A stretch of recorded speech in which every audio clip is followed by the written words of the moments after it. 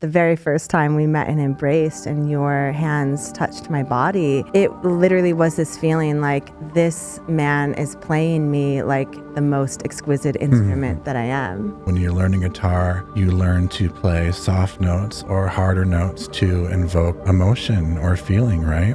Your body, like I can touch you softly here. I know to touch you more firmly in these parts. So many humans are chasing after this feeling, which I want to sort of name as transcendental sex. Hi, everyone. I am here today with Dan Allen. Dan has been a musical savant, playing instruments since the age of 7, mastering the piano, percussion, as well as guitar by the age of 10. Subsequently, he went on to build his own home recording studio in high school, becoming the most sought-after producer and recording artist by local rappers and bands in South Bend. He went on to be a leading radio disc jockey for 8 years and then studying audio engineering and doing his own producing, composing, and recording. He recorded an album in 2016 called 7 Years and has been deeply devoted to raising his daughter as a single dad, as well as into sustainability, mindfulness, and meditation. I'm also really excited to have Dan here today with me because he is my current lover, my beloved, and my partner. So we're going to be getting really juicy talking about our conscious relationship. Nice. Hi, babe. Hi. Thank you for saying something about my daughter. Yeah, that's a big part of my life that I forgot to add into my own written bio. Yeah. Yeah. She's so sweet. Yeah. It's been such an honor witnessing you as a father Aww. with her. Yeah. Yeah, she loves you. Yeah. Let's start with music. Yeah. I know we're going to get into the juiciness of sex, love in our relationship, but I really want to honor you for your craftsmanship, your trade, your talent, which I've had the honor of witnessing in a variety of ways. And I like to start talking about music as the etymology of music, which is muse, right? To recognize that when we are talented in the field of music or when we're listening to music, we're evoking the muse. We're evoking this Greco-Roman figure that basically inspired others, right? And so when you're a musician and you're really talented at it, you're really here to inspire others. So I would love to hear about your journey in music and how you view yourself as an inspirational force of good in the world. Yeah, I mean, you touched on it a little bit. I started piano first, and that was something that I was kind of pushed into at 7 years old. I don't know if I had any. Well, I did listen to a lot of my dad's records, but as far as like an interest in playing, I don't know if I had that until my sister started playing piano. And then my parents were like, well, you should go do this too. So yeah. And guitar at 10, I started picking up all different types of instruments. And I think it was because my musical tastes were just so eclectic all over the place. I had what my dad showed me, which is like, Motown to Grateful Dead and some of the older stuff. And then when I developed my own tastes, they were much different. And so I had all these genres that I would pick from and wanted to learn so many different instruments. Even the banjo at 12, I was a fan. So yeah, when I got into high school and became social, I met a lot of like-minded people, and that's when it really started taking off. And recording them and starting bands and playing with other people, that was where I really found the passion for working with others, like producing and composing for other artists and stuff. So that's kind of I hear you, muse. That's kind of where my muse comes in. I like to write for other people. And as far as my own work, I mean, there's nothing more satisfying than somebody listening to your music and telling you how it resonates in their life. So I feel like I've also been a muse for other people and other artists as well. Yeah. Well, I love picturing you in high school. Obviously, I didn't know you, but I can imagine that you were like the rock star, and when you think of being young and being a boy, and I know you were an athlete as well, but it's like every kid wants to either be a jock or a professional athlete or I kind of traded rock star, athletics for music. Once I got into music, I kind of gave up on. I was an athlete in junior high, and then, like I said, like high school, once the music took over, like I didn't want to go do weights at 5 a.m. in the morning. I wanted to play music till 1 a.m. or 2 a.m. on the weekends. Yeah. And there is something about you that is very musical and lyrical that extends even way beyond the field of what people would traditionally interpret as music, which is what I know, which is energy, right? And how the minute that I met you and the very first time we met and embraced and your hands touched my body, it literally was this feeling like this man is playing me like the most exquisite instrument that I am, Did you hear a particular song in your head as soon as my hands touched you? No, I mean, no, there was no sound. I mean, yeah, maybe I'm sure I had some music playing in the background, and That'd be amazing. You can share later about that first moment, our first date. But yeah, that awareness of there is a connection between the physicality of the body and the energetic body and music, right? And like how you've mastered music in the same way that we're both working on mastering energy and sacred life force energy. And it's only natural that people listen to music to feel all sorts of different things, right? Emotions, whether it's to process grief and channel their sacred life force energy and creativity into creating a song like you do, or as those who are the recipient, we listen to music to feel some type of way. So you're really helping to evoke emotions, which, as you know, I like to say are energy in motion. You're really a master of energy in your own way. Yeah, I never thought about it like that, but when you're saying it that way, it's like we've always likened how I play your body like an instrument. Yeah.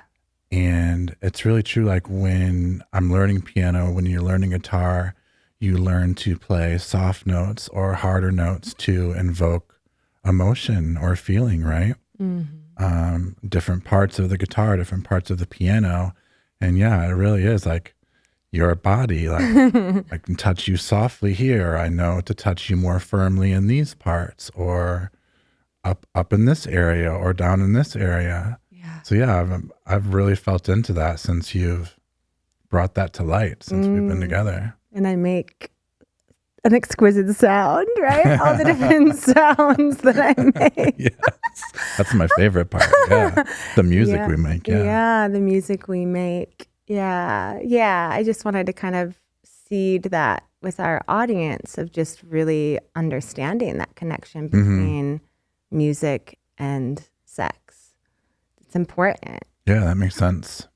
Yeah. So another thing, and I know we were talking a little bit about high school and something that I'm aware of just based on our time knowing each other, but also what you shared when we first met. You've always had a knack with women and a propensity to want to devote time and energy to being with women, being in relationships, dating, cultivating relationships, making love to women, making music with women. And I'm curious about that, if you're willing to kind of share your story. I know you mentioned high school and bands and music, but like, what did that, because I have 3 sons, right? And my 3 boys are really like classic boys that play sports and hang out with their boyfriends. Like they just like to be around boys. And so I think there's something that emerges within a boy, even before that boy transitions into manhood, where some boys love spending time with girls. And, Yeah, if you can just share that for the audience, because I think it's a unique archetype, which I know, I want to weave in the archetype of the lover and muse, and because you are a true embodiment of that, and I want to give us a new blueprint of what that looks like. So just kind of share when you started to realize at a young age that not that you preferred spending time with women, but how that showed up for you and how it's evolved. Yeah, I know we've talked a little bit about this before, but I have a new thought that in grade school, when I was learning to play guitar and mastering instruments, I remember 5th, 6th grade, like around when puberty hit, I started getting attention from the older girls, like in junior high. And I mean, obviously it felt good, but it was also like an escape from the immaturity of all the boys and the kids in my own grade. And I felt, just like an instrument or like music, like that was something I wanted to get good at. Like, getting the attention. You wanted to master women. I wanted to master women. I liked the attention from women. I liked, but what it really came down to was like, almost like an escapism. Like, I don't want to say akin to a drug, but just like being and this showed up even more so in high school, but being with a woman was very relaxing, very very different from every other part of life. Like I was an athlete, I was a musician, I lived the boy life too, but it seemed like when I was like one-on-one with someone that I really liked or that really liked me, it was like everything else kind of went away. So it was almost like an escapism and time to just be my actual self and not put on that facade or have to worry about all the social norms of how to interact with, boys, or I didn't have to be stoic. I felt like I could always just be myself. And that was what attracted to the females to me. Like, wow. Thank you for... And my musical talent, obviously, because playing guitar and singing for any girl in high school is gonna... We like swoon, right? Swoon, that's the word I was just gonna say, swoon. And then if you like wrote songs about us, oh my God. That was honestly my high school fantasy. Like my very first boyfriend was a drummer, and... Did he write a drum beat for you? No. I mean, it's actually a beautiful story because it was my first time kind of rebelling against my parents. I was like the good girl, right? I was like the classic Catholic school girl, good girl. I got good grades. I was top of my class, and my parents went away for the weekend. My sister was in college at University of Iowa, and they went to visit her for like homecoming in the fall. And I invited this boy, Jason, over to my house. We didn't go, it was homecoming weekend, and we didn't go to homecoming. Like I lied to my parents saying I was going to homecoming. And we didn't go to homecoming. I invited him to my house for a sleepover. And we didn't have sex. We were not having like penetrative sex at this time. We just were like making out and heavy petting. And I think we called it dry humping. Dry humping. In high school, right? We were dry humping. But he slept over. And at some moment in the middle of the night, maybe like 1, 2 in the morning, my parents got home. Oh no. They came home early. And how have I not heard this story? I know, right? It's a great story.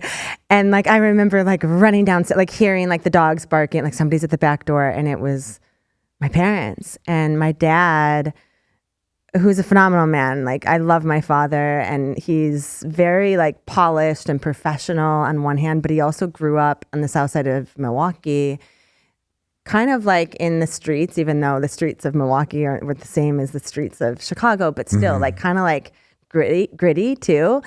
And I mean, I literally saw him take this boy Jason by the ear, twist his ear, and be like, if you ever set foot in my fucking house again, or like, no, I'm sorry, I'm gonna, like, it's basically like, if you ever set foot near my daughter again, I will kick the living shit out of you. You were just honest as soon as I got home. Like, you didn't try to hide him under the bed no, or of the course closet, I tried. Sneak him out the back door. I don't know. I don't know that part of the story. I don't remember how he got from downstairs to like in clothing and on the main floor, but he was in clothing on the main floor. And I just remember that moment vividly. And what was interesting, this is an interesting, like weird segue. So I played piano also. And I remember I was devastated because like he was like I was dating this musician and he smoked Marlboro Reds. And yeah, it was a total like. No, you felt like you couldn't see him anymore, right? Because couldn't of your see dad. him anymore, but I thought that our love could transcend the ruthlessness of my father. And so I was hoping that this boy was always a romantic. I was a romantic too, yeah. I was hoping that this boy was going to continue to call me. By the way, I mean, I'm taking myself back. We had the phone. Remember when the phone was on the wall? The wall phones, yeah. The cord, that curly cord, that long cord. So I'm like imagining myself like answering. And every time I'd answer the phone, we didn't have caller ID or anything. We didn't know who was calling you. Yeah. Every time I picked up the phone, like hoping it was Jason and it wasn't. So I was like fantasizing that like he was going to reach out to me and be like, I don't care what your father thinks of me. Like, I love you so.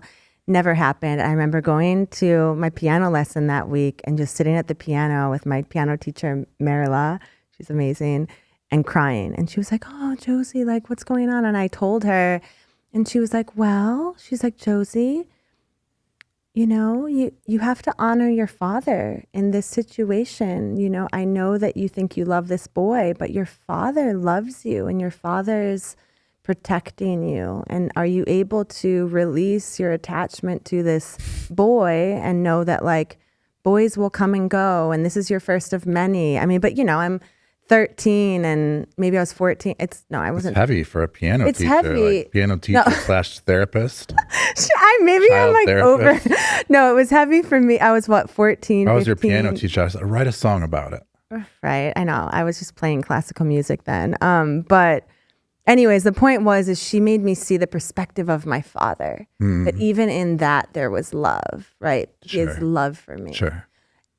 The point of my story was like that was the last musician I had ever dated. And now, just 10 years later, here we are. Just 10 years. I love you. A little bit more than 10, 20 plus. But yeah, I think the reason why dating a musician was always a fantasy is kind of precisely what we've been referencing, is that there's this connection that I feel musicians have to not just their emotions and creativity and being able to channel the creativity into a song, but also in a heteronormative way, a connection to the feminine. Like you understand the feminine experience more than any other man I've ever been with. And yeah, I want to honor and celebrate and highlight that, because I think people can maybe look at you and see like stoic nature or roughness or like a tough guy, or I don't know what people think, you know, what projections. But the truth is like you are a romantic and you're very tender and soft. Yeah. Yeah. Thank you for that. That's sweet of you to say. Yeah. I mean, that was, you know, part of the wanting to master the feminine, just like you said. Like it was wanting to spend more time in that space and loving it. And yeah, I found a home being in relationships. You know? Tell us more about that. Yeah, I mean, it's a comforting escape. Not only just to be with a woman and escape all the, like I said, like the social norms, but to have someone else that also cared for you. Like, I know I told you about this when I was younger, before I was in relationships. I remember going to like Great America or Cedar Point with my father. And one of the biggest pings I would always get is like seeing young couples like in line. And it's like, I'm here with my dad. But what I always wanted to be was there with like a girl, like with a woman, like holding hands and just like spending that sort of time together. So aside from music, I think I made that my other mission, my other life's work almost. And No, it's okay to say that, Okay. babe. Like that's Thank what you. you're here representing, and that's what I really want to Yeah. honor and shine a light on for humanity and the collective is that men focusing on, obsessing over, and dedicating their lives to women is a really honorable thing. And you're here to share with our listeners about what that looks like, feels like, sounds like, tastes like, smells like, because it often gets cloaked in shame, at least from many women, that you're a player, you're a fuck boy, right? You're sleeping with so many women, or like people are shaming people that are serial relationship or serial monogamous, I think they call it. Yeah, Where like, serial monogamous. or they're shaming you for being codependent. If you're basically like, yeah, I've been in a relationship my entire life. Like, Yeah. so yeah, I want people to understand how honorable the archetype is of a true lover as muse, and how it shows up in a man in an integrated way. So how does it show up in me in an integrated way? Mm. I enjoy seeing all the sides that the feminine has to bring, and being able to hold that is almost akin to understanding music and all of its iterations and genres, and it's almost like I've never had like a specific type of woman. It's just something that I kind of feel, and whoever I enjoy being around, I just want to be around them more. So it's not like I was going for, like other musician women or like blondes or brunettes. It was never like a specific type, but just being able to spend that time away from not only music, but family, sports, all the other things that engrossed you as a adolescence. Yeah. Yeah. I want to go back to the piece you opened with on being able to hold and witness the totality of the feminine expression. And I know we've talked about this a lot, because we are volatile creatures by nature, right? Even if you meet a woman and she's polished and professional or sweet or savvy or saucy or spicy, or you meet a woman who's really stoic in her own way and like deep in her yogic practice, or you meet a woman who's super talented and travels a lot, or you meet a woman who's a boss babe or a mom or a priestess, or whatever iteration you think she's showing up as in like her primary archetype, that there's this kaleidoscopic range of the feminine. The feminine is sensual and soft, and also like hard and stern and fierce, right? And so to be able to hold the full range and not get scared and run away or walk away or not fight back or like just lose presence is something that I've honored in you so many times when I'm either lying on a puddle on the floor or screaming at you, or in full orgasmic bliss, or in like the messy grotesqueness where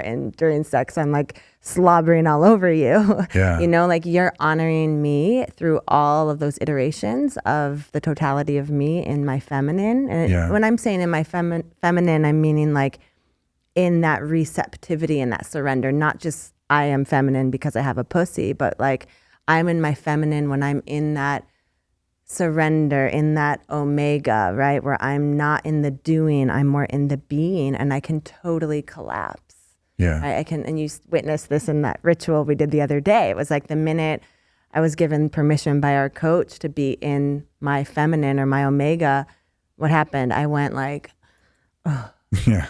Like I just collapsed. Go limp. Yeah. I went limp. I went into like a rag doll because I'm just like, I don't want to carry the weight of the world anymore. I just want to be in my surrender. And so, yeah, I really honor you for being able to hold that, right? To witness it, to celebrate it and not run away. And I think this is an important piece in terms of modern day dating, because all too often people are like, oh, she's toxic. That's a red flag. She's unstable. She's volatile as fuck. Like I can't be with her because she's too much. Yeah.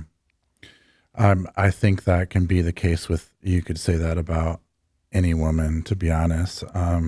I've seen all archetypes, and it seems like after hearing what you're saying, the common denominator is that they all just want to be listened to. They all just need the presence, the holding, the comforting, to be able to bitch about their day and have somebody listen. Yeah. And not just listen, but be able to respond and add insight as well. So that was probably part of the mastery growing up, is just presence. It's to me, it's about presence. Yeah. Right? Yeah. Not being in my head somewhere else. And that's part of the joy of it. It's like what I was saying from the beginning is like, I found that I wasn't thinking about, like music or sports or friends or family life, because it to be with the feminine requires like that presence.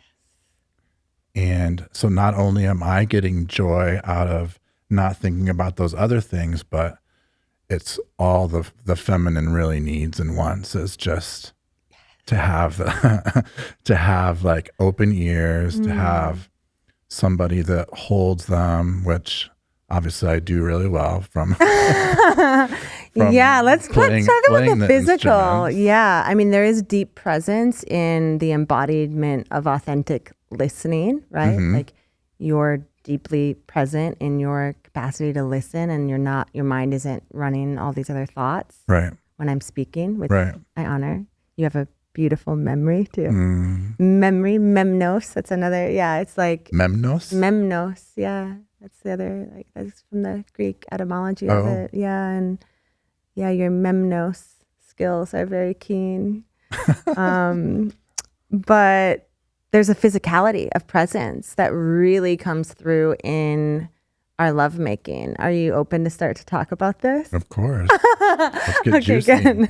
Yeah. It's our favorite subject. Yeah, because I would love to contextualize it more for people, because this word is getting thrown out so much right now in the spiritual communities and polarity discussions. Presence? Yeah, that women want presence. We want presence and devotion. Not, when you say presence, not gifts. But Yeah, not TS, Yeah. presence with a CE at the end. Right. And how that shows up in the bedroom is critical and foundational for primal eros, but it's also a metaphor for the totality of your masculinity and masculine consciousness, right? So Yeah. to me, it's even more important than presence in your career, how you stand in a room, in a boardroom, how you speak, how you carry yourself, presence in terms of your listening capabilities, presence in terms of your energy. But it's like, how do you fuck? And can you actually stay firm and hard when you are literally inside of her womb space and connected to cosmic consciousness and this pulsating, vibrating, multi-orgasmic energy that is very volatile and chaotic and messy? Like when I'm in the deepest states of orgasmic bliss and I'm having my multiple orgasms and it's going on for hours, like minutes. How do you stay present in that moment? Well, I'm in the same state that you are, right? Like, Yeah. that's what we're looking to achieve. And so I know, but I'm in an orgasm. I'm in multiple orgasms, right? And for you, if you hit that peak of like if we talk about that range, 1 to 10, if you're up to 8, you're going to ejaculate and lose the erection. So like, how do you maintain the erection while you're inside of me and I'm having multiple orgasms? Well, we're not going to get into like tips and tricks, right? But No, but yeah, I mean, it's presence again. And how does that show up for you though? right. So I found that obviously having sex is one of my favorite ways to connect with a female, right? Yes. And it's the best and biggest way for a man to express his his love or his feelings, or to even feel connected to the woman he's in a relationship with. Like, if we weren't having sex, I would not feel as connected to you, right? Yeah. And so, Yeah. Can I jump in here? Because Yeah. I want to kind of share why from the Taoist perspective, and Tell this is us. coming from esoteric traditions, but also biology, is that we as women are really connected to our heart space naturally. And it's just the way that we're created, because we are the vessels of new life, right? And bringing that love into the body, connected to the womb, is like a critical piece of gestating a child for 9 months and giving birth. So we connect with our partners. Most women connect first with their heart, right? They need to feel safe in their heart. Like, oh, this person feels safe. I can open my heart. Or this person makes me feel some type of yummy feeling in my heart because I feel joy or love or bliss. So yes, I'm going to now give you access to my body. Or this person connects with my heart by the things that they say or the things that they do, or, words of affirmation, kindness, presence, all these things. Okay, now my heart is open. Now I'll give you access to my body. The masculine doesn't work that way. The physicality of the masculine, in order to access your heart, you need to go through the cock. So the woman is connected to her heart and her pussy. She allows the man to access her pussy. He puts his cock inside of her pussy, and then his heart becomes open, right? And that's the circuit, is heart, pussy, cock, heart, pussy, cock, heart. And so this is why penetrative sex is designed the way it is. And it's the beauty of the merging of polar opposites, right? And again, we're being heteronormative here intentionally, but we're not saying that you can't have polarity and love and union and merging no matter what gender you identify as and who your partner is, because there's those energies. But I'm specifically referring to the biological feature of the cock and the way that a man's heart becomes truly open. And so this is something that it's really important for heteronormative women to understand, that when we shut down because our feelings have been hurt, or you've done something to wrong us, or you didn't take the trash out, or whatever women get upset about, and women shut down physically, right? Men shut down emotionally. They close off. They go silent. They're like, yeah, babe, whatever. Women, we shut down physically. And when we go into that contraction, many women will then withhold sex, right? They'll get upset and they'll say like, oh, now we can't have sex, or now I'm not giving you access to my pussy. And that, I assert and contend and guide my couples that that's actually the wrong thing to do. Of course, yeah. Because if you want to access his heart, the quickest way to do so is via his cock. And I'm not being crude about this. This is esoteric traditions, right? So, and we've been in those moments where, you're feeling shut down because of something, and the worst thing I can do is also shut down. Yeah. What brings us back into a state of cohesion, or this like field of the merging of our souls and our hearts, is sex. Is if I start stroking your cock or sucking on your cock, or we start to play with each other, and that is going to open your heart. Yeah. And I know that. And so I'm willing to do that. But yeah, okay. So back to presence. So you're inside of me, and I'm having multiple orgasms and squirting and all these things. How do you stay present? I think what I was getting at is I learned obviously that's my favorite place to be as well. And in order, that's my favorite place to be as well. Is giving you those amazing, beautiful orgasms. And in order to stay in it, you have to learn how to not ejaculate. So that's just something I've practiced and learned even from a young age, whether you're self-pleasuring and practicing it that way, or with a partner. But it's just about slowing down and, staying present. I try not to do the think about grandma or think about baseball thing. Like I know like some guys have preached at your young age, but and with you, we've learned even more techniques like being able to breathe or make sounds. I was going to mention the breathing because I remember the very first time we made love and I literally was like, have you studied with Mantak Chia? I was like, how do you know how to do the big draw? I was like, you are also like this savant in the bedroom. I was like, wait, who have you studied with? And you're like, what are you talking about? I was like, you right now are doing the big draw. Do you know what that is? And you're like, no. Yeah, it was exquisite. Contextually, I know what you meant, but no, like giving a name to it. So just to share with the listeners, and you can look up Mantak Chia, Chia. You're really focusing on, like, as much as that energy is building up down there, you're kind of pausing and holding and then drawing the energy up through the third eye into the crown. So you're and kind of holding it up at the crown and then exhaling it down. And like you were naturally doing that while you were making love with me. And then it also causes me to slow down too and drop into that. Again, it's sort of like that rhythm of, the song and the dance that is our lovemaking, or like a metronome where you're just like pulling me back into this new beat. And for me, it's not just drawing it up, but drawing it up and into the heart space too is where I really started to feel more pleasure than, like full body pleasure or the actual love, the connection from the actual love. Because sure, you can be connected here, but are you truly connected here? And drawing that energy up and like putting our chest to chest while we're making love has been vital in that. Yeah. And the longevity of our sex as well. Yeah. Do you feel you've had a full body orgasm? Tell us about that. Yeah. Yeah. Well, I know you have.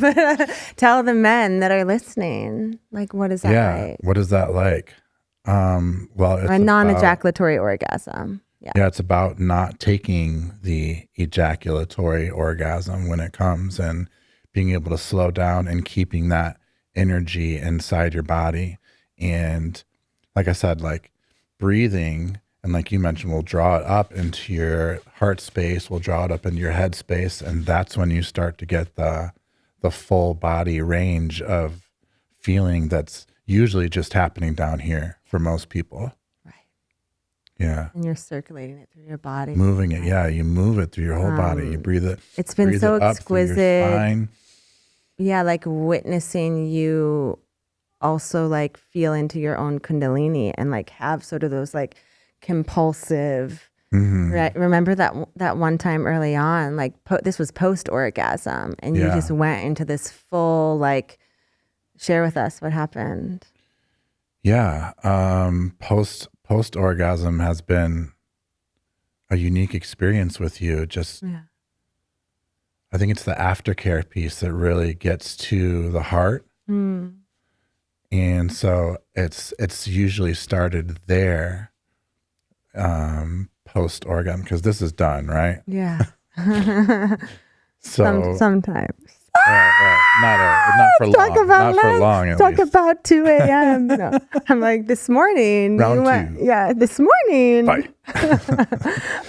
But I think it's the aftercare that you've shown and how important that's become, or the illumination of that to me has really what's enabled me to be able to feel throughout my whole body, like, and constantly during our sex, drawing it up into the heart space and then having that ejaculatory orgasm. There's still all this energy up in here, right? There's still all this energy up in here, and feeling like your words of affirmation, your touch, your still having all your senses is what's really been able to bring about for me that full body. And it's always been like when you're like holding me, or you're like whispering in my ear, or I remember the one time you got really dragging on me and started speaking light language, and I felt like a dragon. Like, Yeah. I thought you were putting a spell on me. And I started to feel tingles that I've never felt Maybe before. I was. I think you were. That's why I'm still here today. Still here. She put the spell. No, I'm kidding. Yeah, I mean, and this is the thing is like so many humans are chasing after this feeling, which I want to sort of name as transcendental sex. And even you named it when we first started talking. You were like, I meditate daily, and like you're like I'm a sexual being, and so I know that there's some fusion between meditation and sex, and I'm curious. And I was like, oh, I'm a Tantrika. I can show you. And not realizing that you were like already a savant or a sleeping Daka, a Daka who just needed to be awakened. Daka in disguise. Daka in disguise. But yeah, it is, you can go to these places like you mentioned about and being in the heart space. And for me, my third eye comes online really strong, which is where sort of the dragon energy or any god and goddess archetype that you want to channel, or sort of wizardy energy or whatever you're connected to, a unicorn, jellyfish, whatever it is in the spiritual realm. Somebody's jellyfish you caught that experience. Reference. Oh, I thought you caught the reference. The bathtub.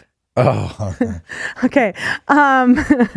But yeah, you can really channel a lot in that space where, for me, I feel like a lot of times post orgasm, I'm still in this state of orgasmic bliss where I'm still like flying in 4D, 5D, 6D, and I'm receiving these downloads, and I'm just like, yeah, it's hard to describe unless you've done medicine work. It's similar to like ketamine is how I would describe it mostly, but like the heart space is very much like this MDMA feeling, and I feel like that's something that I feel all the time with you, is like this really like huge heart opening, and it almost gets like nauseating, like just how intense it is, just like I've had on MDMA, where I'm just feeling into like the transparency of our skin. Does that make sense? Kind of where we like just start to dissolve, and all I feel is love.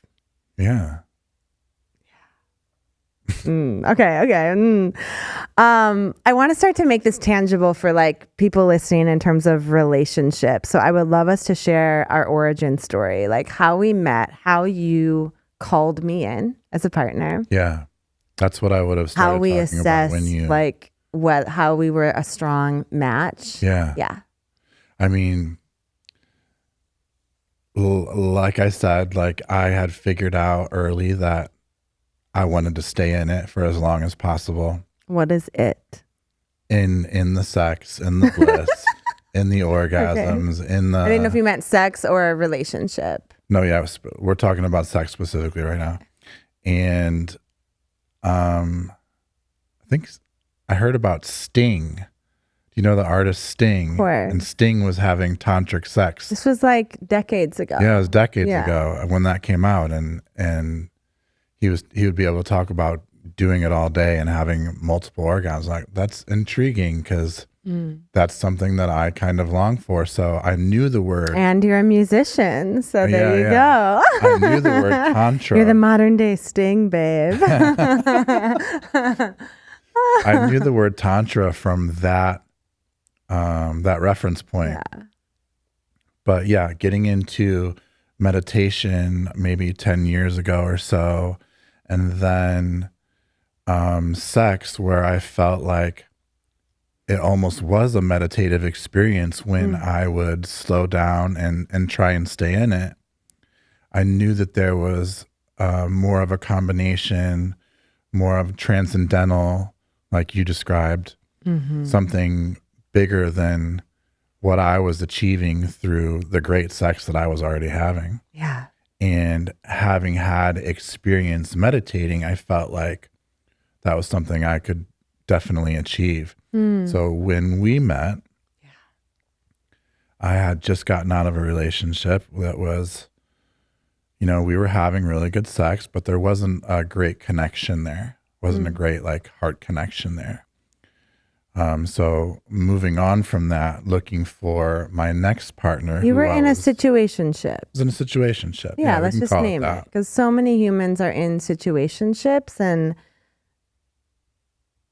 I want to honor those because people are in those naming like, I'm with this person, we're having really good sex, but this is not somebody that I want to co-weave a life story with. This is not somebody that I want to build a relationship with, AKA introduce to my parents and friends and family. And like, you don't have to get married or anymore, but you can still, I like to use this term, co-weave a life story. So it's like, okay, I like this person. We spend time together. Maybe we watch a little Netflix and chill. We have sex, but I'm not claiming them as my boyfriend or girlfriend because da da da da da da. A whole list of things, right? There's so many reasons, and I think this is the place that a lot of humans are in. So that's just why I wanted to pause there. So how do you recognize I'm in that, and I want something else, something more. I want that. You wanted a partnership. I wanted a partner. I wanted an actual relationship that I was also having this amazing.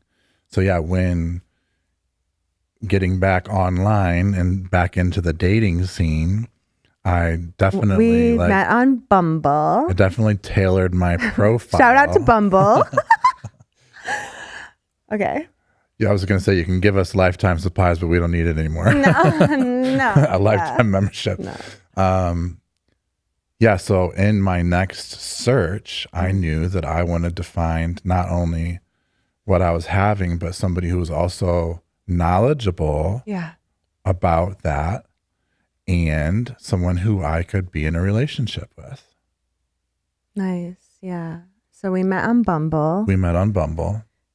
No shame in that game. No shame. Yeah. Honoring Shan Boudran. She's an epic sex, love, and relationship coach, and also a consultant for Bumble. So, okay. So we met on Bumble, and what was interesting is you kind of pursued me hard. Like, we connected, but I was at a stage of my life where I was busy, and not that I wasn't calling in partnership. I definitely was also calling in partnership. And this is, I want you to share about your manifestation techniques as well. But for me, I had made this list. I feel like so many people that are dating and relationship coaches are advising people to make this list of like, these are my must-haves, or these are my red flag, and then these are my red flags. But I feel like I made this dream list, and then I was like meditating and doing sex magic rituals. Sex magic rituals are really my form of meditation. I don't like sit on a meditation cushion and be like, I can feel him touching my face and how that feels. I'm like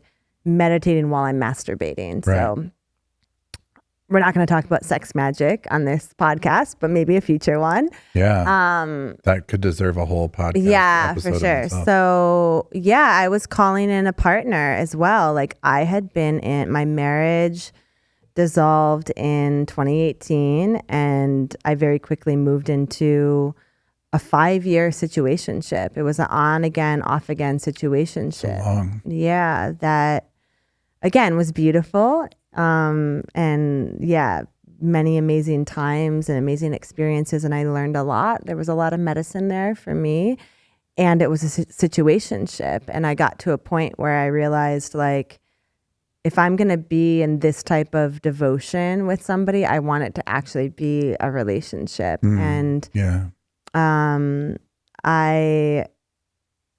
I find my human experience has been that, and I'm just going to name this, and there's a feeling here a little bit. So there's a feeling here of like, many men want to have sex with me, but very few want to be many men have wanted to have sex with me, but very few wanted to be in a relationship with me, right? Like, it's really easy for me to go on a dating app, go on a date, and have sex. It's harder for that man and me to match that man in actually wanting to pursue a relationship, right? So I was having a lot of casual sex. I had, you can see me catching myself here. Yes, thank you. I had a lot of lovers, right? All over the globe. And I've always kept in touch with all of my lovers. So that was a huge transition into our partnership of like, am I willing to let go of these lovers? Like, am I willing to, I called it like my stable of stallions, you know, like back in the day we talked about like a Rolodex, but it was more like I had this stable filled with stallions that at any given moment I could reach out to, or they could reach out to me. And there were many, you know, and that was hard to let go of that because, there's a lot of my own self. And I think people can relate to this of just like, there's a validation piece there of knowing that if I'm lonely, somebody will be there to open their door to me, you know, to make love to me. Even if it wasn't making love, it was just sex, but it was really nourishing for my soul because of who I am to have that, right? Meaning I'm somebody that loves sex. So it was really nourishing to know like I have this stable filled with stallions and I can ride any one of them any given night if I desire. Sure. And I think your experience was similar. I don't want to make it sound as though only women can have this. I think men too can have like their lineup of women and it's well, similar but different because what I found was that same type of feeling in monogamy. Like being able to be with one person who would also give it to you whenever you wanted to.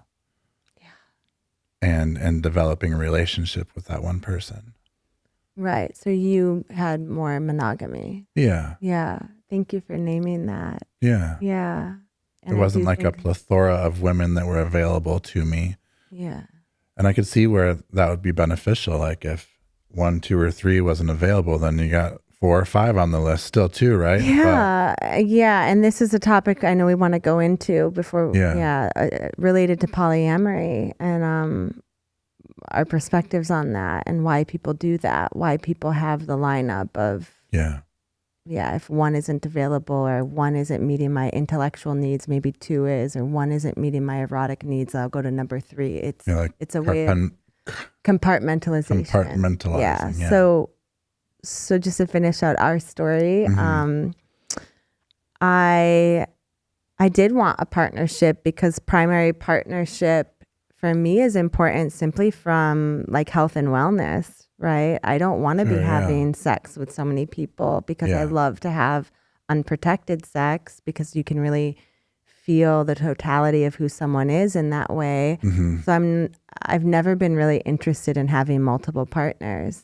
You know, it's not having, I'm just going to be real, people. I'm like looking all around. I'm like, having sex with condoms on is not fulfilling. So you did have a stable, but the reason you had a stable was really because you wanted a partnership and you couldn't get that at the time. Yeah. Wow. Yeah. That makes because sense. For me, the erotic connection is extremely important, right? Again, and I know we wanted to kind of go into this. It's like, I think so many humans, when they're looking for partners or relationships, there's that mind piece of like, this makes logical, rational sense. You know, oh, he makes this amount of money or has this job. He drives this car. He, you know, his family, he's from a good family. He belongs to this golf club, whatever the reasons are, and honoring those reasons. There's the logical, rational, mental, like this makes sense. Because that was my first husband, right? He checked all those boxes. Then there's the heart piece of, wow, this person makes me feel so safe. This person makes me feel like they love me. This is my soulmate. We know this as agape and philia in the Greek words, right? So a philia is more like that brotherly love of just like, this is my soulmate. This is my best friend, right? So many humans get married based on this type of love. Yeah. And then there's eros, which is connected to the primal chakras, to the sacral chakra, to our genitalia, to our sacred life force energy and our sex. And when people are just connected in the primal eros, that's when it's potentially the situationship, or that's when it's just fucking or fuck buddies, right? It's like, oh, we're just having sex. And I think so many humans are people are seeking the full body, the full body partnership of somebody that matches me intellectually and spiritually and in my heart and my emotions and in my gut and in my pussy or my cock. But we're settling sometimes for one and not all, or we're choosing one over the others. And I think for me in my first marriage, I chose, and this is, again, beautiful man. I love him so much, such a devoted father and sacred masculine in my life still. But I didn't pick him because of the primal erotic connection. I picked him because of the heart and the mind, right? And so when I was done with that marriage, or when we transitioned out of that relationship, I was seeking men that I felt that erotic connection with. That was important to me. Yeah. And you know that this is what I coach couples on, is that primal eros and that erotic match is critical, that we shouldn't vilify it or shame it. If you are drawn to someone specifically because of the sex, that's a great foundation. You can build upon that, right? Because if you don't have that, that's the thing that's going to destroy your marriage. That's the thing that's going to keep you separated. That's the thing that's going to get taken away. That's when you're up late at night and you're fantasizing over other people. Like, you can't be rooted in the heart connection or the logical, rational brain, right? You have to be rooted in, am I going to bed tonight with the person that I want to wake up with? Right? Sure, And am I waking up every morning with the person that I want to go to bed with? And so I started to realize I loved being with my husband during the daytime hours, but at night I was fantasizing about other men. And so it wasn't healthy to stay in that relationship, right? So the point is that eros is important. The erotic match is important. It gets vilified and shamed or labeled as like, oh my God, it's just a fuck buddy. But it's like, if there's something there, build upon that. How can you cultivate the depth of a relationship that you desire? So for me, that erotic match was number one, but that's why I had the stallions in the stable, that then either they weren't able to connect with me intellectually or emotionally, or they just weren't available. Many men are not emotionally available. Yeah.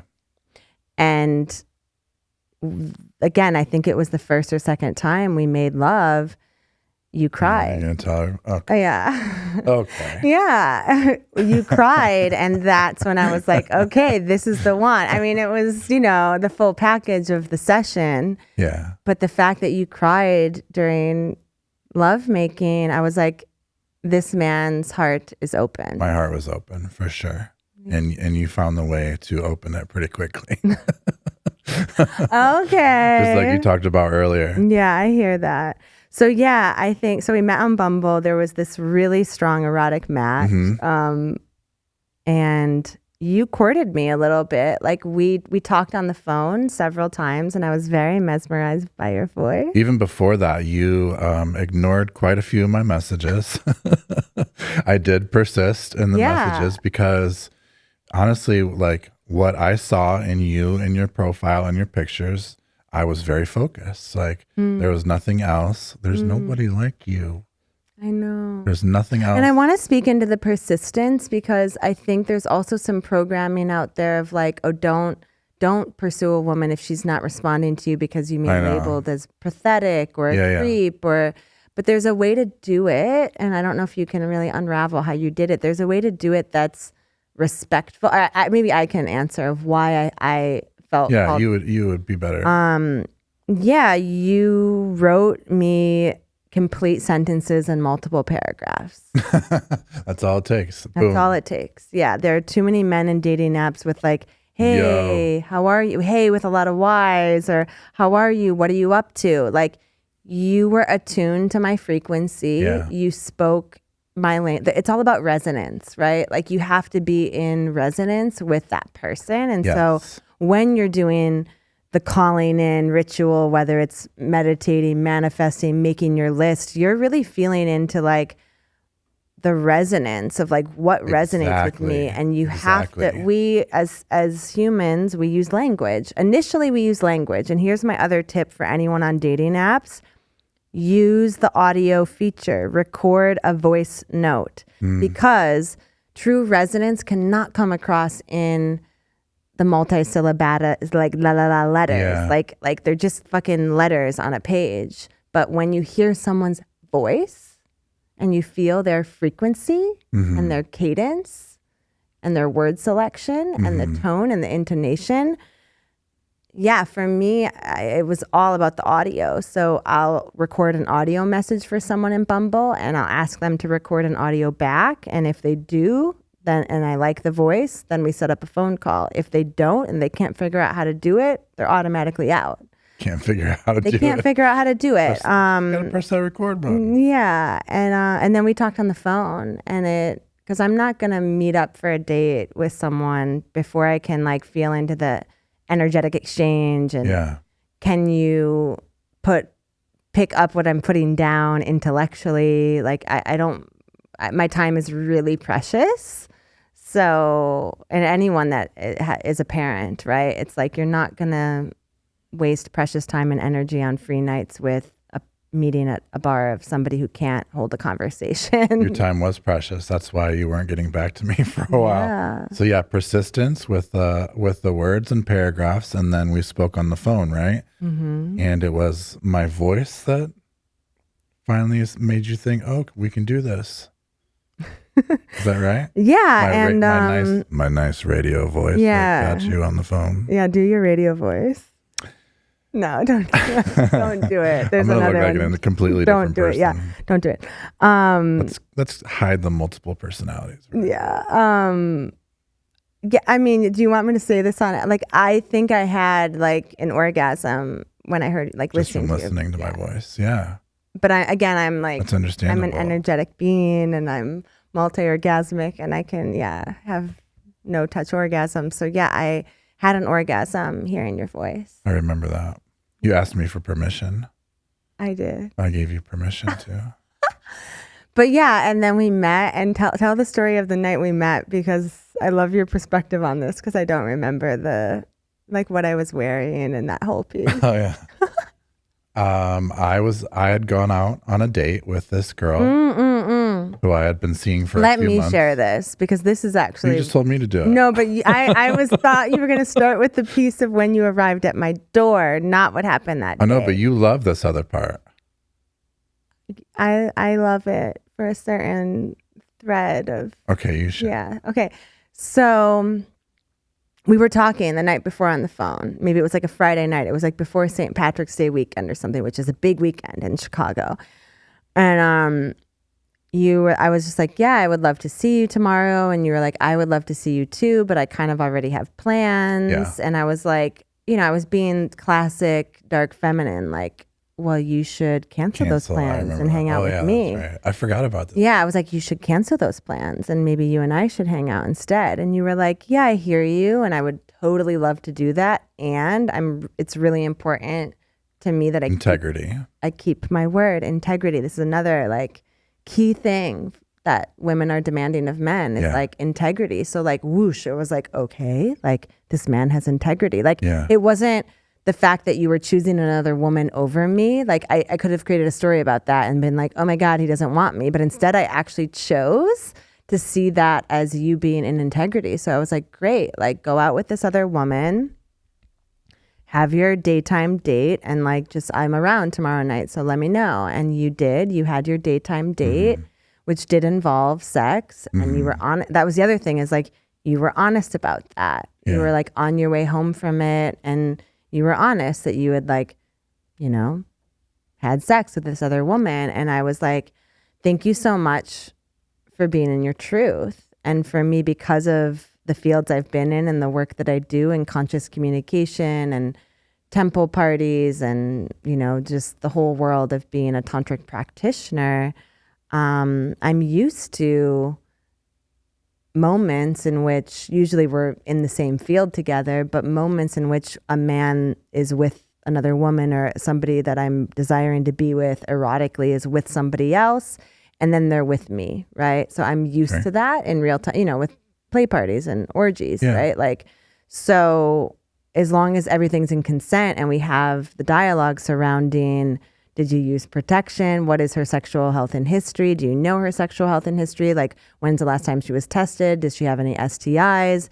And you knew all of that. Yeah. So I was like, okay, I trust this person, right? And I was willing to not just meet you, but to have sex with you that night. Well, I think I told you. I can't believe I just said this on a podcast.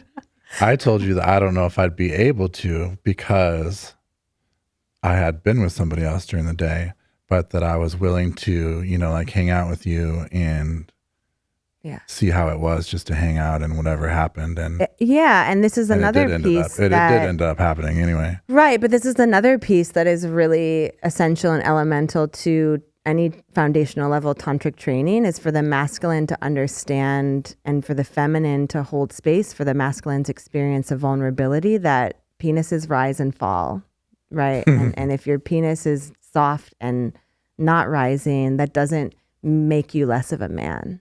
You did. I remember that conversation, and you made me feel not ashamed of the fact that I might not be able to have sex for the third or fourth time that day or whatever the case may have been. Yeah. So that's why I was like, well, then let's hang out for sure. Right.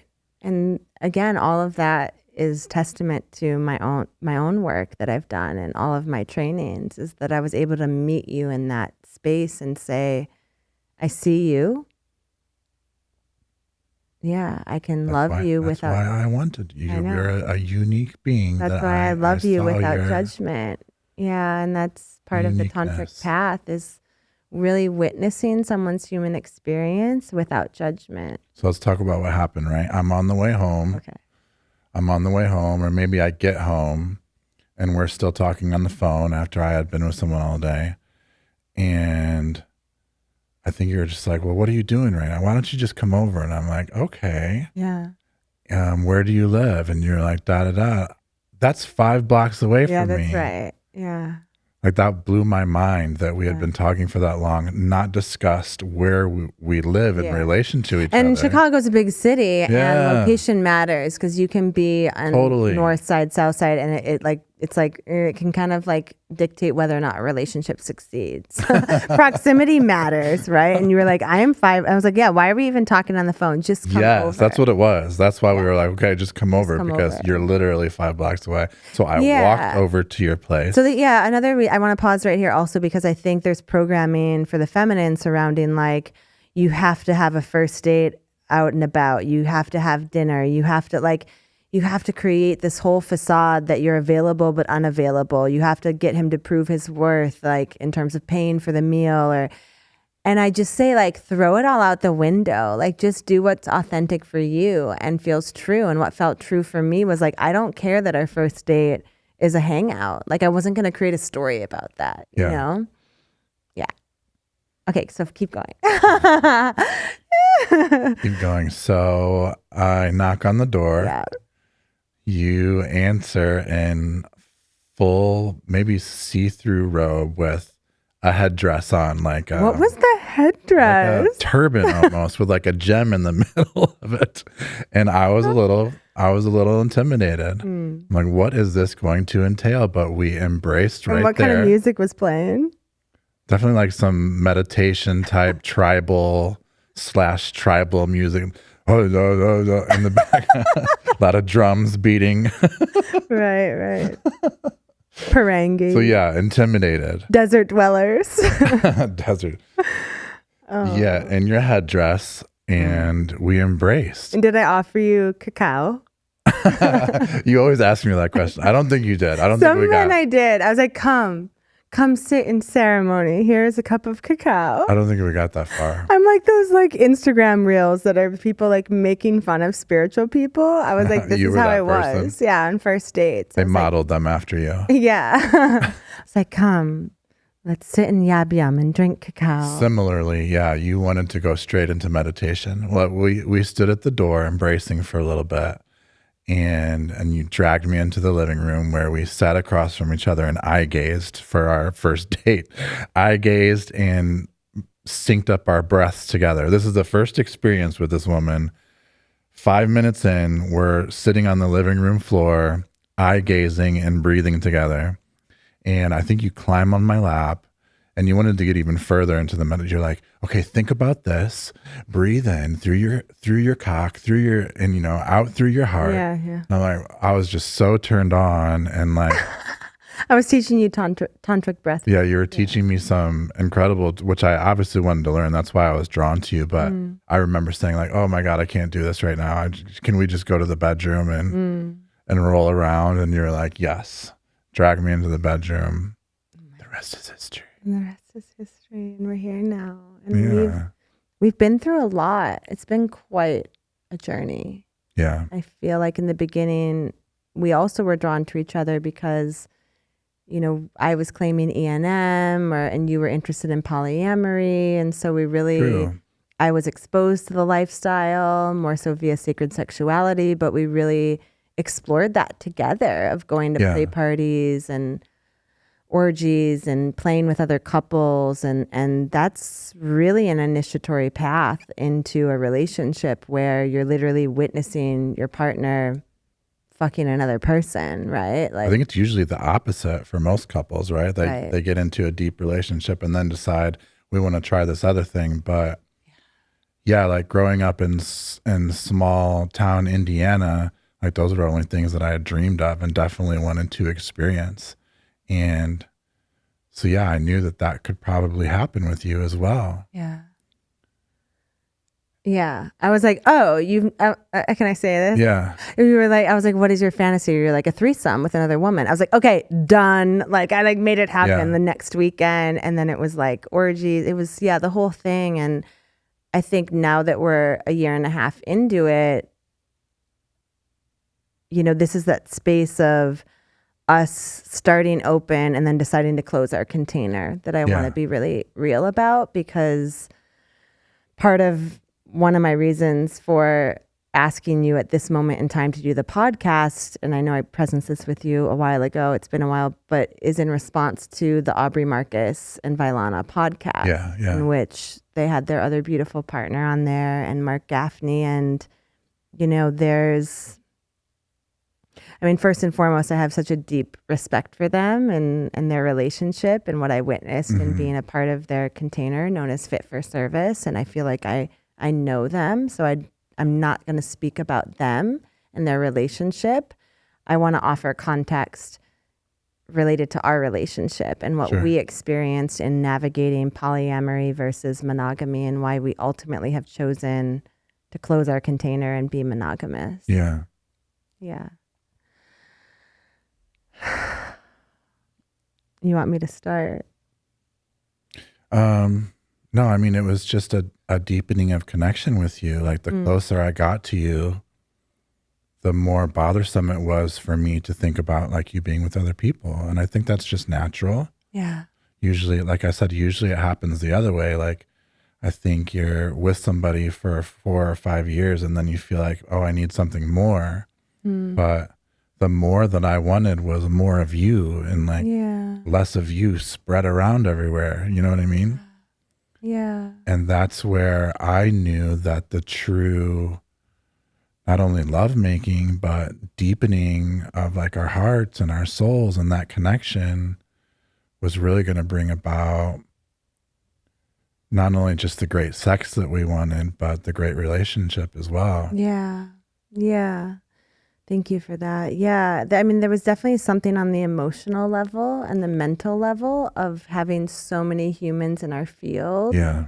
And it just complicated things. Yeah. And us, we had tools, right? Where it was like we'd be at play parties and the rule was kind of like, you know, obviously we check in and we get consent. And it was also like, if anything is emerging within you, like, pull me aside, or I'd pull you aside and we'd go into a separate room and like deal with it in real time. And, you know, we did a great job of communicating consciously and we had our outside coaches and guides. And I think it just created a lot of additional, it's almost like, I'm going to go back to sound and music. It's almost like when there's like all this like dissonance or feedback, like zzz, beautiful. Yeah. You know, it's like there's this sound in the background that you're just like, we need to eliminate that so that we can just focus on us. Yes, we had a beautiful symphony going and all these people wanted to add their weird instruments that had no place being in our symphony. Yeah, and it started to, for you, I feel like it impacted you mentally, and you can talk about that. For me, it started to impact me physically. So like I went through 6 months for sure, if not 8 months of like womb health related issues, right? Yeah. And we still don't know why. And this is why I love the field of work that I do, because nothing is ever purely physical or medical. I'd go to the doctor and everything would be fine. Right? I didn't have an STI or STD. I didn't have anything wrong with me. I did blood work. All my hormones were great. And the only thing I could contextualize it as was that I was like, oh, it's perimenopause. Yeah. Like something shifting in terms of, I'll be kind of transparent here. Like it wasn't just that I was losing lubrication, but I was getting like, it was almost a feeling of like sores inside of me. And again, it wasn't herpes or any STI. It was like we couldn't have sex. Every time we had sex, I would bleed. And that was like for months. Yeah. Months. And there was something energetic happening. And I think it was because energetically I was giving other people access to my field. Again, even if it wasn't in penetrative sex, it was in kissing and touching and cuddling and stroking and oral and all these other things. But it was allowing these other energies in that were negatively impacting my womb space and on an energetic level. And then on an energetic level, it showed up on a physical level. Like there were months where I was bleeding every time after sex and I was like causing like pain, like you to bleed. It was so bad, right? Yeah. And we got through it. Yeah. Thank you for that. We got through it. Yeah. Yeah. It was I didn't know you put so much weight into like the polyamory or the sharing of yourself with your energy with other people. I mean, we heard like 100 different reasons of why we thought that might be happening, but for you to say this now is like almost a revelation for me. Thank you for receiving it. I mean, we did talk a lot about the energy related to my work with clients, right? Yeah. So it's similar. It's allowing people access to me in my field. Well, that's something I would attribute it to because I wanted you all to myself at those times. Yeah, and just to name that, not in a controlling or a contrived or a selfish way. Like you literally were like protecting me. And that's what I really honor about you as like my temple keeper, my Templar, is like you recognize just how precious I am and my flower is. And you just don't want to share that with anyone. And I honor that. Yeah, I saw a lot of, and when we started, like, I remember one of the first play parties we went to where it got crazy. Like we did things with a lot of different people and with each other. And 6 months later, trying to be in the same situation was almost unbearable to like my heart and my emotions because we had come so far. Yeah. And what I felt like the energy was from a lot of men in your field was just more of like a taking. Yeah, it's like I had feelings for you, like I loved you, and they didn't. You know what I mean? I know. And it's okay. Some people are okay with that. They just want the experience. Remember the guy that approached me in the bathroom? He's like, so do you want to be spit roasted tonight? And just like saying it like so matter of factly. And I was like, one of my favorite moments ever. Yeah. I mean, it was of deep, what did I say in reflection? I was like, why do you feel called to, like, because I heard him say what is that about for you? I said, what is that about? Because I heard him say this to other women. And this is when you know it's kind of this like energy of taking, when it's not personal and connected to like your intimate connection to that individual and like any sort of relationship or rapport you've created through trust and intimacy. It's literally just like he was saying that to every woman that was at the party. So I was like, why would I say meaningful, doesn't it? Yes to that, you know? Yeah. So yeah, we're really, I mean, this work in this world is so intense. And I really honor you for being a partner to me specifically. And you know, maybe to share with the audience, like, obviously, as you said earlier, being with any woman is challenging because you have to recognize you're dealing with this like volatile, multi-resonant, archetypal essence of energy, right? Shakti Ma is what we call her. It's like this creative life force energy that's just so like flowy. And one day she says one thing and the next day she says another. And so when you choose to be with a woman, you have to make yourself available for that and be like, how can I contain this in a way that's not controlling, but I'm controlled, right? But you're choosing that over and over again because you find value in it, and also honoring you for choosing me and being willing to be on this intense, wild ride, and knowing everything that I do and how I work with my clients. And it has to be very challenging at times to know that I'm guiding other humans into deeper intimacy with themselves and with their partners. And yeah, just honoring you for that. You don't have to speak fully into how that experience has been for you, but I just wanted to take this opportunity publicly to really thank you for saying that. Express my gratitude to you. But I knew that was your field. I knew that was why you were a magical being to begin with. And so, yeah, obviously accepting that as part of my duty as your partner. And like you've said, well, I will say that we wouldn't have the amazing experiences and sessions that we have every night if it wasn't for the totality of you. Yeah. And yes, the totality of this woman can be a lot compared to the normalcies of like my small town, South Bend, Indiana women. You know, I mean, you're doing a lot. You're working with a lot of people, a lot of different energies. Like you said, we're going to play parties, we're going to exoticas, we're doing a lot that involve a lot of different humans. And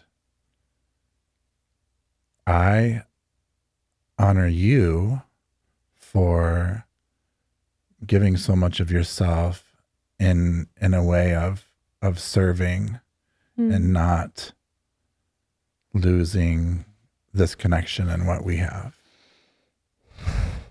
Thank you. Yeah. Thank you. I know it's been a big battle between the two of us, being able to share yourself. It's been work, right? I feel there's been our work and then there's like my own inner battle. Yeah. You know, we don't have time to go into my own inner battle, but with full transparency, you know, it's been hard to be the totality of who I am in a partnership, right? It's way easier to be the totality of who I am as an embodiment guide, a Tantrika, somatic intimacy coach, a mom, a food systems consultant as a single woman. Yeah.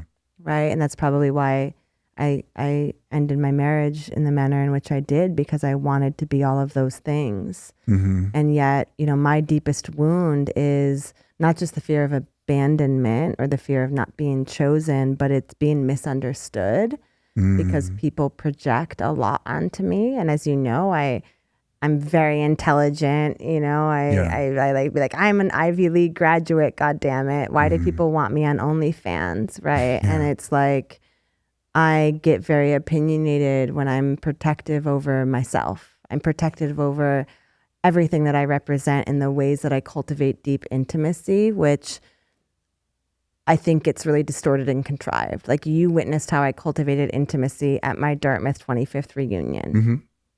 And that didn't involve anything having to do with Eros. Right?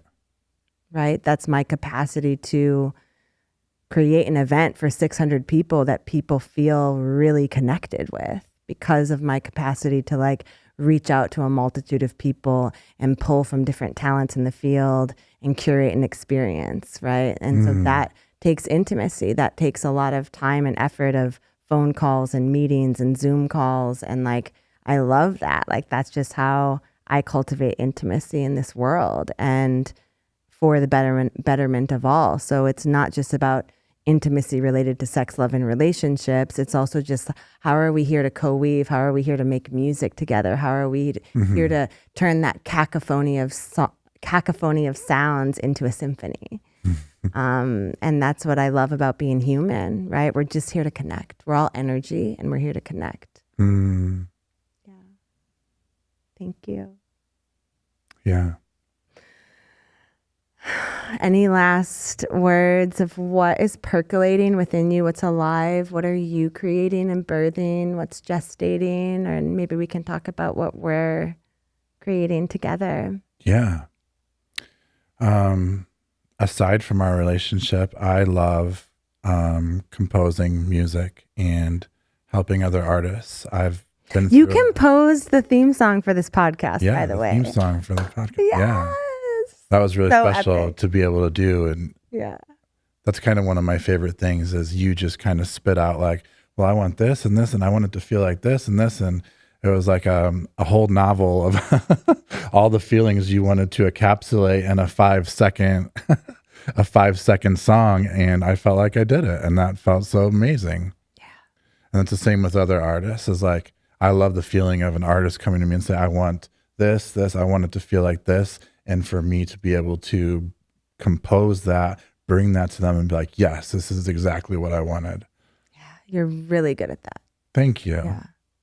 Yeah. I mean, the same thing happened in our co-creation at Dartmouth, where I knew I wanted this memorial service to feel ceremonial, to feel spiritual/religious, yet non-secular religious. And I also wanted it to feel timely and appropriate for my generation, in which we were in the college in the late 90s. And I knew your talent playing 90s sort of grunge, rock, metal, punk, whatever we want to call it. And so it was like, oh, we're not going to do the church song of On Eagle's Wings. We're going to do like a 90s. I love that song too. I know, right? On Eagles. We're going to do a 90s mashup of like Green Day. And yeah, it was so good, babe. Yeah. I mean, people were crying, singing. What's the one that they sang? Time of Your Life. Time of Your Life. Yeah. Anyways, okay, sorry. What are you birthing? What are you? No, that was fun. Yeah. Yeah.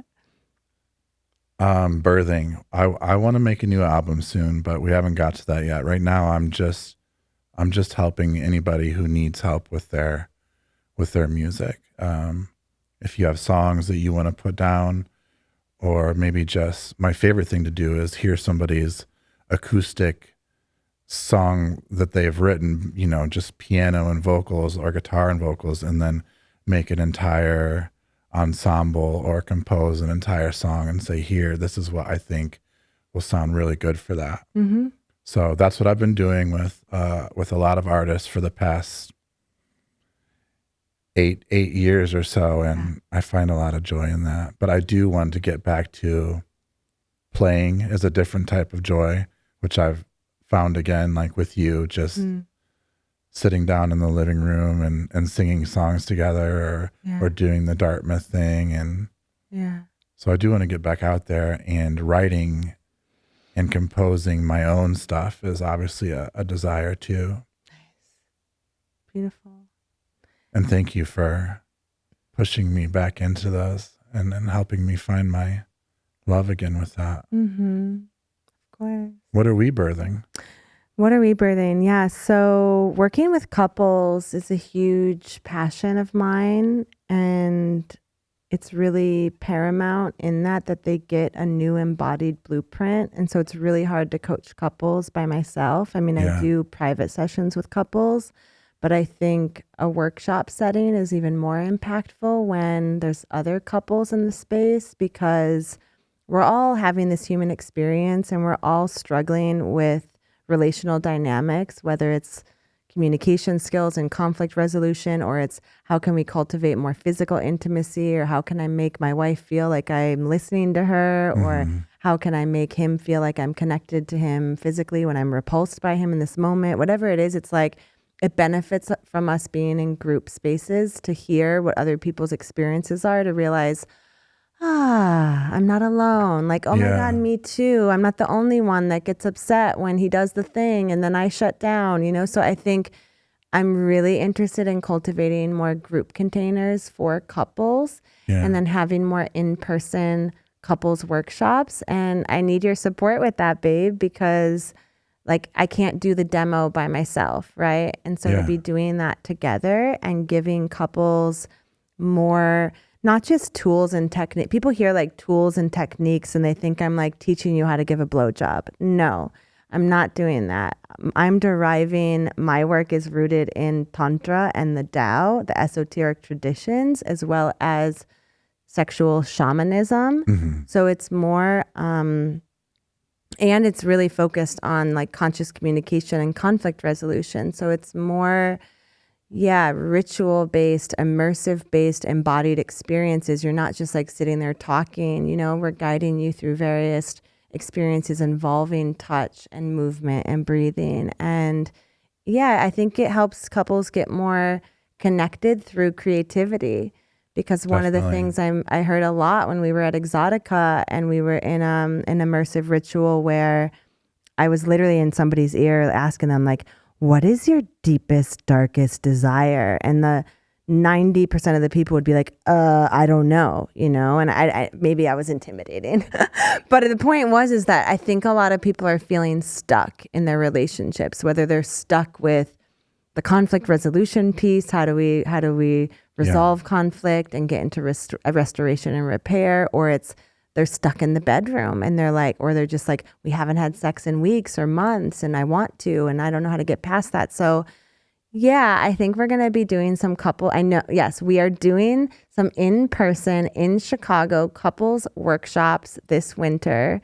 Probably starting December, January. Let me add to that because we have done some before and they have all been amazing. Yes. And I think what we bring to the table that people don't see from just this is our light shines so bright when it's just you and I together. How many situations have we been in where people are like taking pictures of us just dancing at, wherever we are. And you guys are so amazing. It literally happens everywhere we go.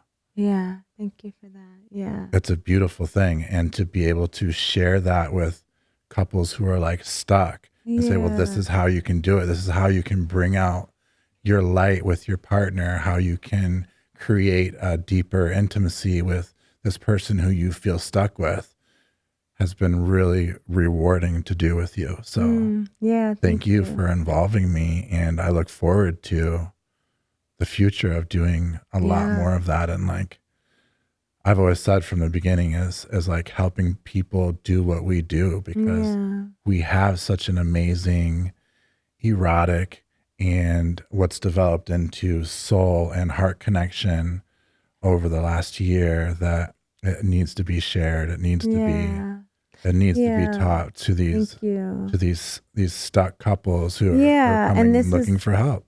Yeah, and this is why maybe it's just in my Instagram feed, but like people love dogs and they love couples. Dogs and couples. They love seeing couples in love, and we've kind of even fetishized it or fantasized about it, but they're not seeing the day-to-day embodied blueprint. And something I want to share with the collective and those listening is that if you get triggered by that, if you see a couple in love or making out or being really physically intimate or touchy and you're like repulsed by it, like lean into that with curiosity and ask yourself why, because there's an opportunity there to feel into that universe is showing you what's possible, right? Like anytime, or if you're a single, this happens for single women a lot. I can't speak for single men, but you shared it when you were a child at Six Flags. But as a single woman and you see these other couples, this was how I felt about Aubrey and Vailana. The first time I met them, I was like, oh my God, look at them together and dancing. I want that.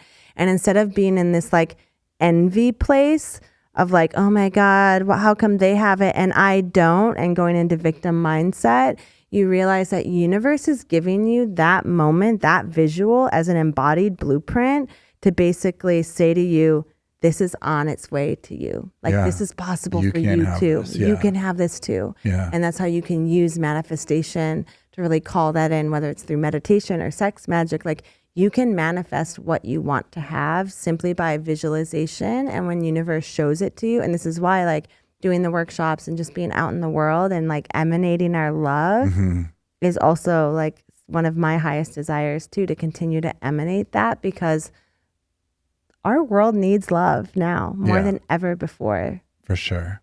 Yeah. That's everything that's happening is very divisive and it's tearing people apart, and the internet is making people just sit at home on their phones, and the dating game has completely changed.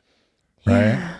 Yeah. So we're working really hard in our relationship, working through a lot, and we're here to emanate love and show people what's possible, and to remind people that having that primal erotic match can be a really strong foundation, and building a love that lasts from that erotic connection is possible as well. Yeah. Especially if it's important to you as it is to us, as important to us. Yeah. And it doesn't have to be about like whips and chains and set life. And, you know, I think people go all the way to the other side of like, oh, now I have to be on Fet Life and kink and BDSM because I'm like sexual deviant. No, like you can be embodied and enjoy sex and cultivate deep love and emotional awareness and attunement and heartfelt presence, and go to transcendental spaces and become dragons together. Yeah. Ah! All right. Woo! The end. I love you, babe. Love you. I love becoming a dragon with you. Cheers. Cheers, Dad.